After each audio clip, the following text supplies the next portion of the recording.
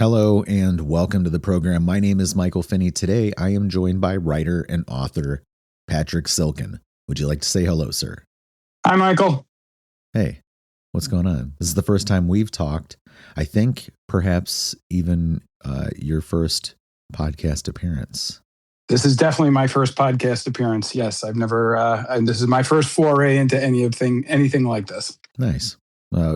We have the exclusive, is what that means. So, yeah, the exclusive, Patrick Silken's exclusive podcast debut. Perfect. So tell us a little bit about you, where you're from, your interest in writing, maybe what you grew up writing as a kid or reading as a kid, anything along those lines. Sure. Well, I'm originally from New York City, and I was a voracious reader as a kid. I read an awful lot of different things, anything I could really get my hands on when it came to history types of works. And when it came to fiction, I was a big fan of horror, particularly Stephen King and other like Clive Barker and some others that I read through my early formative years and then into college. I actually, now that I think about it, I had a job in a library during college, and after I got my work done, I would take something out and read it just because I enjoyed doing it, and mainly a lot of history and fiction in the horror, thriller, sci-fi kinds of genres. And I would say it was a pretty big part of me entertaining myself as I grew up. Very nice.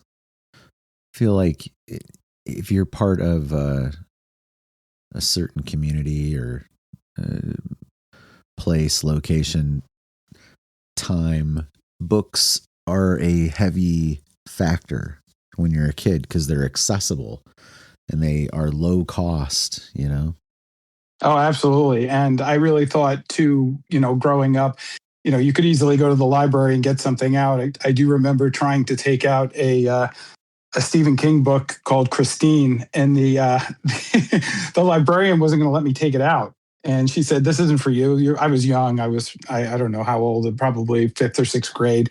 And I guess that the librarian was only the one that would stop you from being able to read something. I read it eventually, and I was able to get that. But yeah, there was no. You did have to go to the library, or you did have to go to a bookstore. It wasn't just click something on your tablet and on Kindle and pick it up.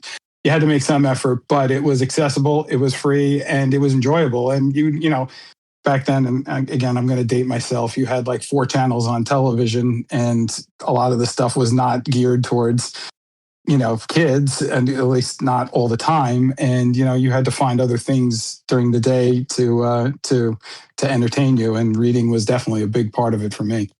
How did writing come up for you? Was that something you did when you were a kid? I did. I do remember writing when I was in elementary school and just enjoyed it. I remember I wrote one story, a fiction story, like an Indiana Jones kind of thing that my English teacher actually really liked. And but it was interesting because my writing like that was the extent of it for quite some time.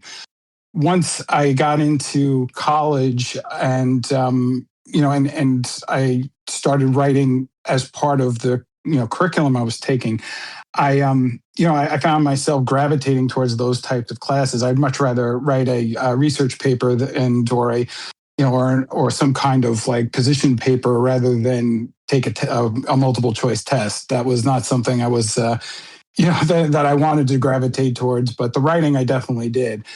And I also found I could type really fast. That was something that really helped. I learned, and again, I'll date myself again.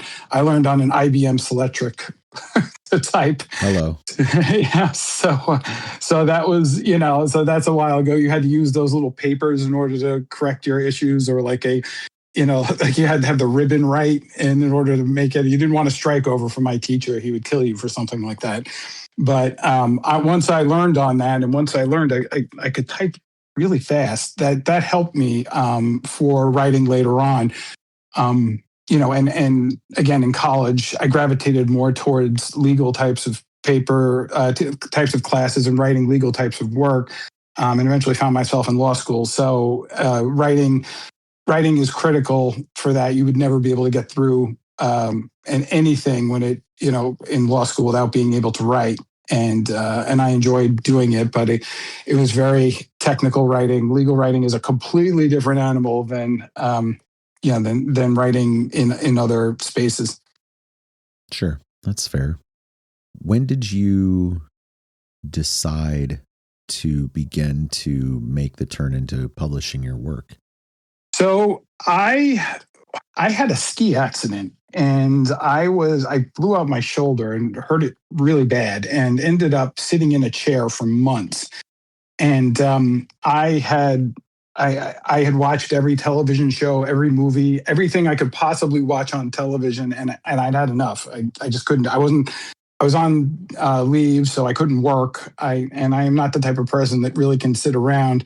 So I decided to write a memoir about law school and the things I thought about when I decided to undertake doing something like that, because it was a big financial commitment, and it was also it's a big commitment, 3 years out of your life, and you're taking on a lot of debt and things like that to get through it.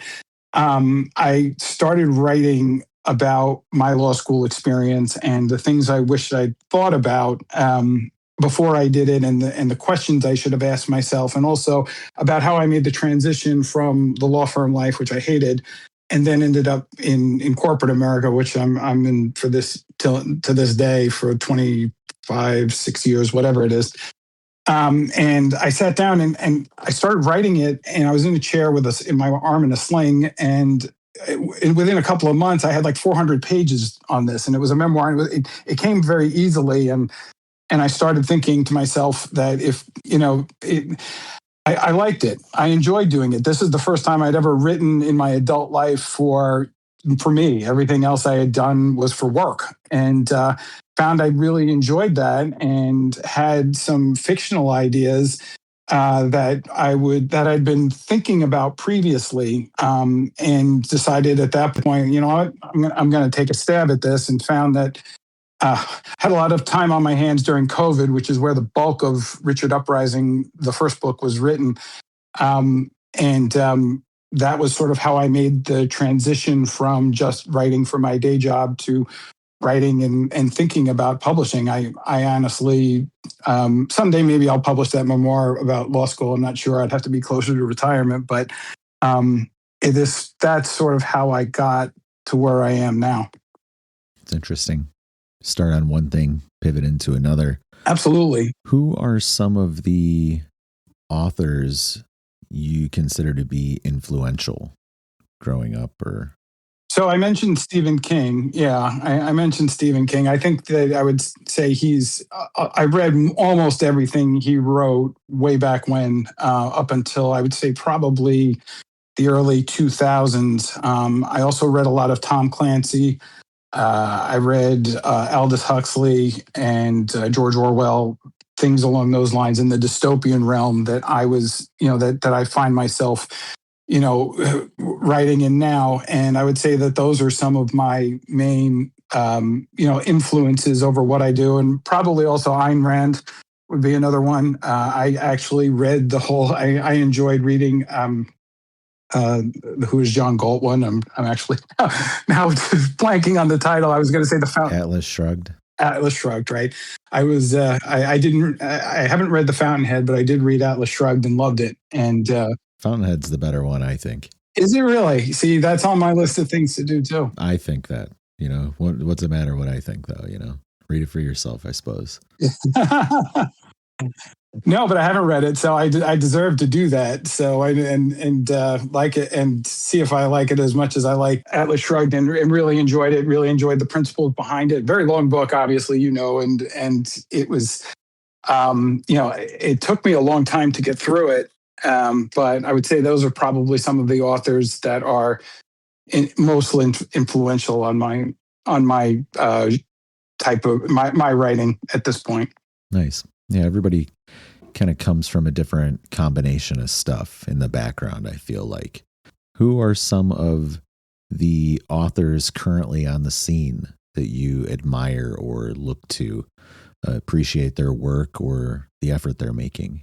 Yeah, it's interesting. I have been trying to take my time is very limited, and I actually posted about this online that I haven't had a lot of opportunity to actually read because I've been so involved in the writing of what I'm doing now that I think that that's something. Once I do take a break from finishing the Richard Uprising series, that I really do want to tackle some of the authors that I'm seeing online. I'm seeing a lot of, you get involved in the indie circuit now, or the indie culture, or the indie community, I guess is the better way to put it.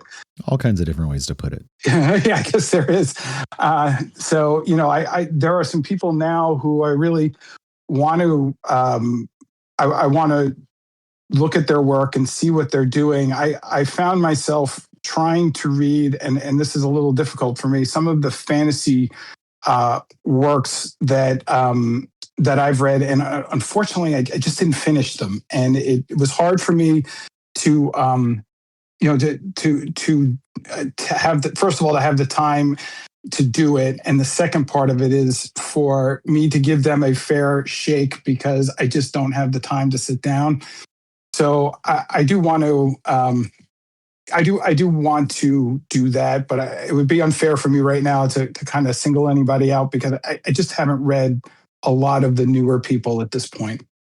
It goes that way. I Yeah. feel like part of me learning about the scene is meeting the people and interviewing them on this podcast. But the other side of it is reading their work, and dialing into the things that I really like. And I think that's why we're all here too, is to put our stuff out and catch readers, but also to know other people doing,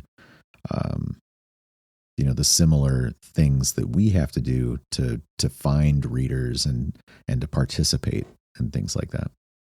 Oh yeah. I mean, it's tough. It's tough out there. And this is one of the things where I very much admire the people that do this as their main job. And it's I know it's a labor of love for them, and because I see their posts online, and I admire that their ability to be able to market this. I mean, hell, how much of this is marketing? I mean, it's a ton of it, and they're making those, and I watch them and I see what they're doing, and I try and do things that are similar when it makes sense. But you also meet them and talk to them. Yuval in the group online, Yuval, I forgot his last name right now. He's doing amazing works about how he presents his work online and talks about it and explains about how he does the marketing. Those are the things I watch and I see and I try to learn from, and I'm impressed by. And you meet some people who they're farther along than I am. Right, I published Richard Uprising in September 2024. I got the Twitter handle and the and the Facebook page and all that kind of thing ahead of time to make sure I had it. But I went on the scene and had nothing. Right, just nobody following, nothing along those lines. And then you go down that road and you see other people that are doing that and talking to them, and it's been a great. It's been great for me because I abhorred social media and had no interest in it whatsoever at all for the longest time. But to do it in this respect because of the self-publishing, I learned so much, and I actually enjoyed it far more than I thought I would. It's kind of part of the whole ecosystem, I think.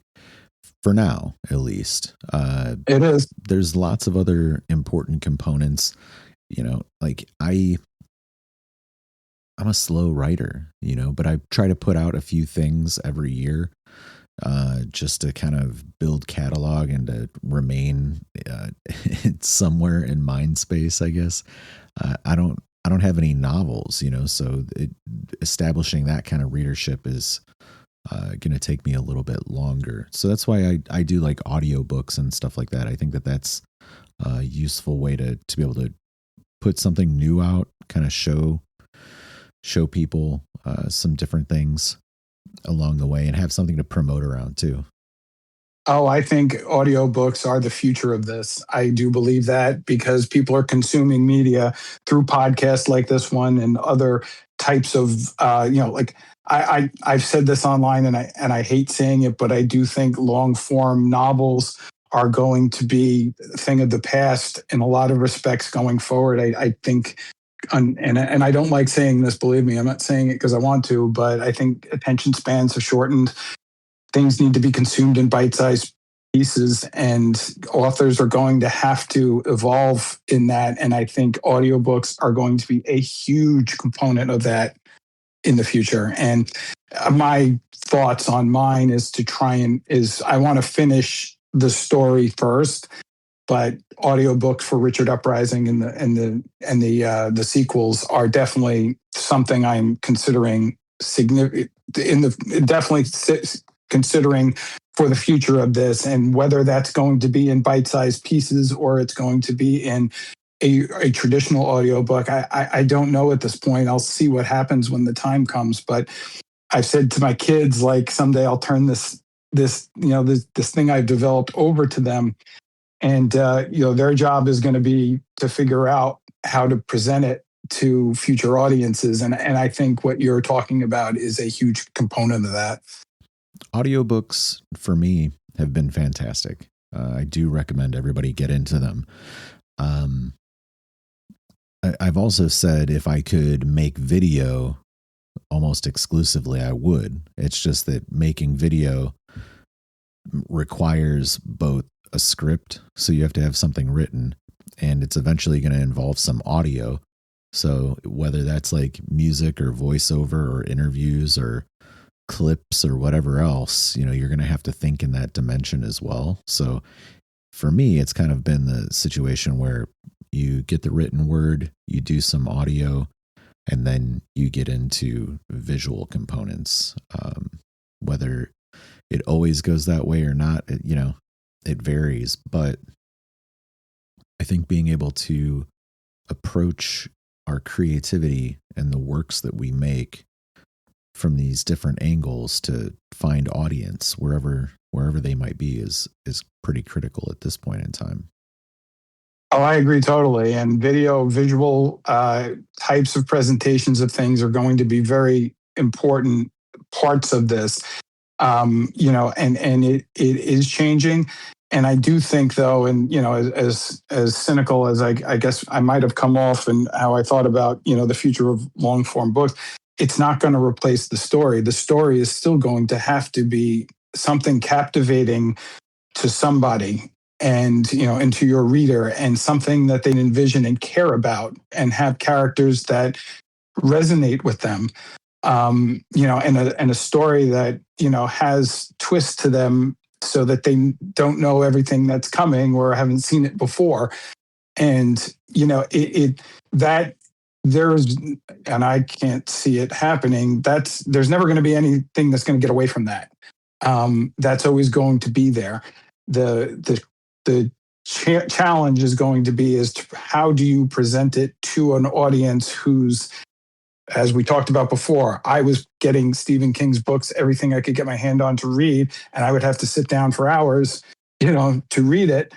That's not what the future holds. This is going to be something that's going to be shorter, or something they can listen to while they're doing something else. Fair points.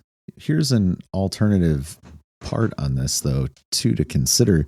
The industry, the publishing industry, is pushing more towards novels and long series of releases, though. Really? Because it established, yeah, I mean, if you're really looking at that, like, they want, 100,000 words, and they want, 7 to 15 pieces in that series, maybe more, I guess. I don't, if you're really looking around. As much as they can get, right? Yeah, because they establish that audience, and then they want to be able to continue to nurture them into purchasing more stuff. The short form, like, that I do, like short stories and stuff, that's almost cottage, really, comparatively. Really? Yeah. Well, I think that the volume of material they need is ever increasing. There's no definitely there's going to be that, because the more, the more it's presented, the more you need more, right? Like, I mean, that sounds really like like banal to say, like yeah, the more you do, the more you need. But, if you're cranking this stuff out and people don't care about it, and they don't care about the stories, or the characters don't resonate with them, then, like that's where I think they'll lose, the thing here, because, um, people want a lot. They want a story that makes, that makes them feel something. I think that's all part of our art, and something that they can identify with.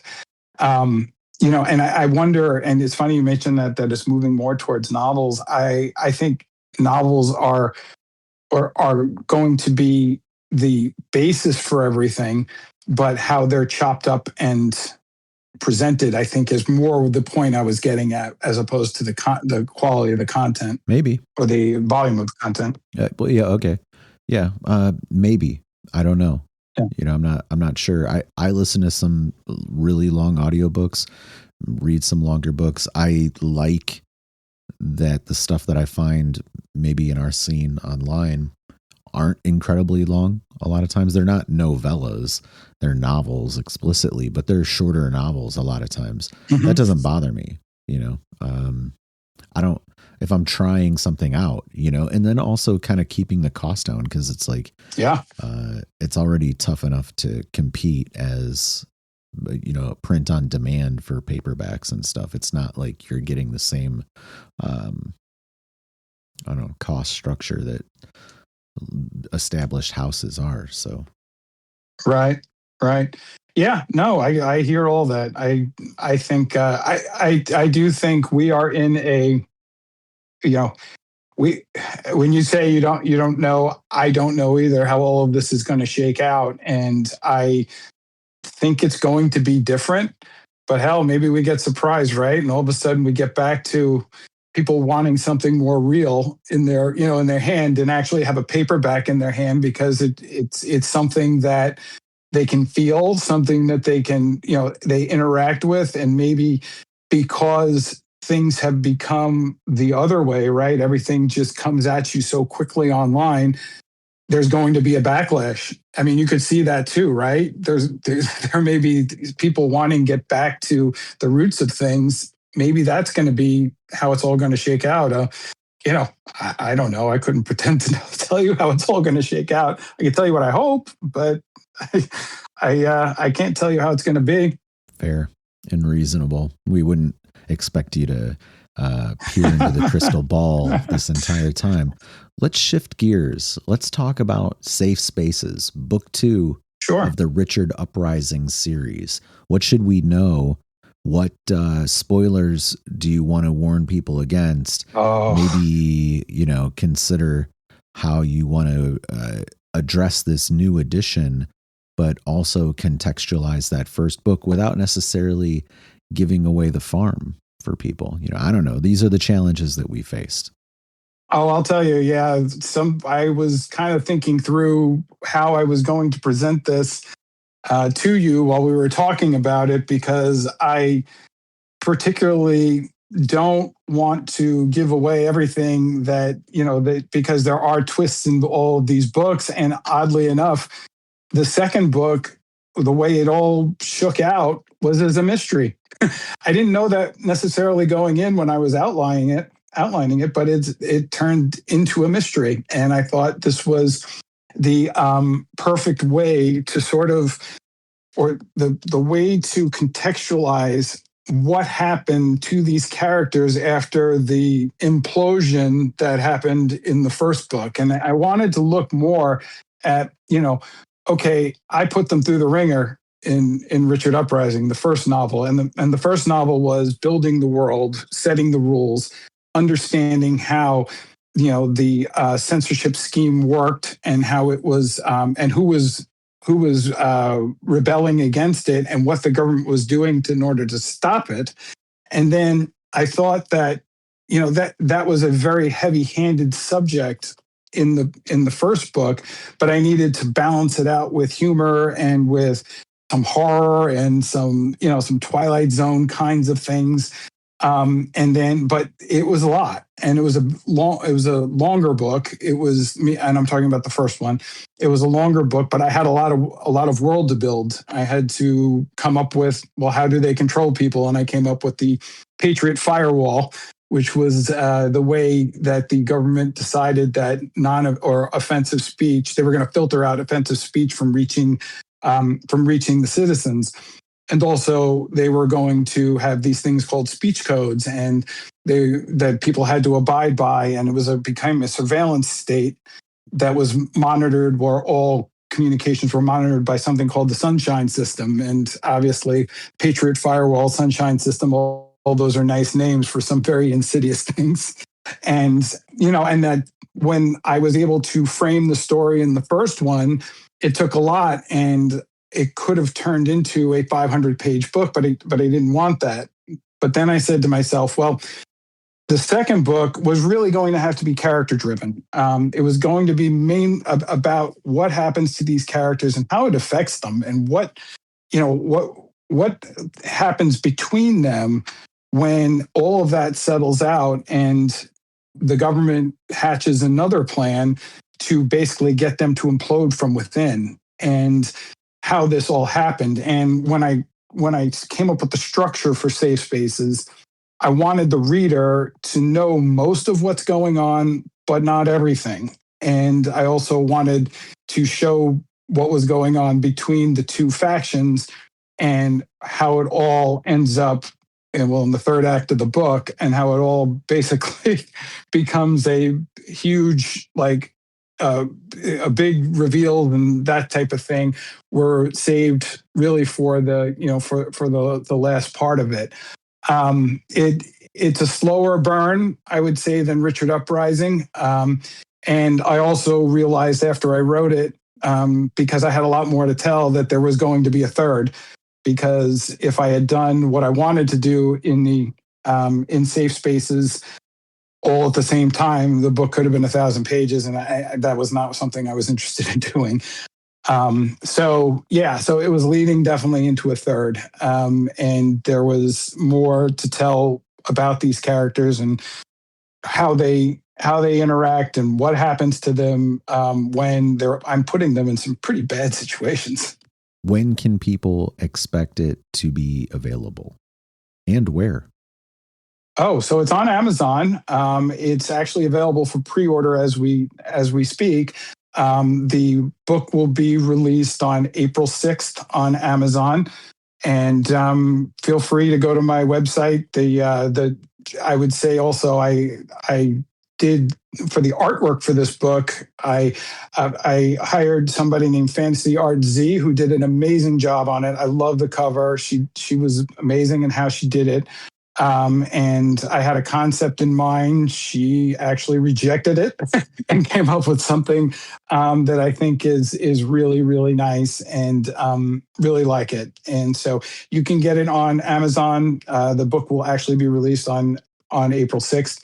And feel free to check it out and connect with me online. I love hearing from people who've read it, and I love engaging with them about it. I mean, and even if you didn't like it, that's fine. I have no problem with that. This is writing these books. I knew full well was not going to be everybody's cup of tea, and I understand that. And but any kind of response, I've gotten a lot of positive response for the first book, and I'm a little. If I didn't say I was a little nervous about this one because it's so different than the first one, I would be lying. But I think it becomes a very much more human story than the first one. The first one was much more about big ideas and big world building and that type of thing. And now we'll get to know, Cat Chaotic, Swamp Simmons, Kendra, Robert, Trent, Annabelle Ramirez and Max are all, doing their thing in this second one. So last thing I'm curious about here. Sure. Have you started the work on the third novel yet? I have. So it is fully outlined, and I have written about a third of it. What I ended up doing, and this is how I work now. So once I wrote the first draft and got it off to the beta readers, I started writing the second one. I'm sorry, the third one. And I had the idea for the outline came together relatively quickly. And this third one is actually going to be the way I have it structured now. I'm not sure if it's going to work. This one may take some time. But the initial feedback I've gotten from people I've spoken to about it, I think it's an interesting concept, another different concept. And I think that if it all comes together, I'm hoping to have it out sometime in 2027. But again, I think it's going to be long. But I've written about a third of it, so I'm thinking this is going to be. I wouldn't have honestly, and this is funny you bring that up because the way I wrote the second book, I was not comfortable publishing it until I had enough of an idea for the third one, and I needed to make sure the third story worked before I published the second one. That was very important to me. They all fit together, right? It all fits together. And again, the idea I had for the first iteration of Safe Spaces would have been 1,000 pages, but I wanted to make sure that these two stories really fit together in a way without cheapening it, is the best way I can say it. I didn't want to rehash something. I wanted to do something that forward the story along, but not just tell it again. That's good. Yeah. I think that's kind of what people are looking for when they're reading too. Yeah. Yeah. I could, you could do a sequel like they do some of those movies that just are the same movie again, the second time with just different bad guys and different, like a little bit different setting. And you say to yourself, why are you watching this? This is the same movie as the first one. You just changed a few things. That wasn't what I was going to do here with this. And I hope people like it. I hope it's something that they understand that I wanted to. My readers, the people who read this, are that important to me that I wasn't going to just tell you the same story again. Well, hey, Patrick, I do appreciate you taking the time today to talk. And best of luck with the new book and the series. Thank you so much. And thank you for having me. This is a really nice thing. And so again, this was my debut. This is the first time I've ever been on a podcast. So thank you for everything you did. Thank you.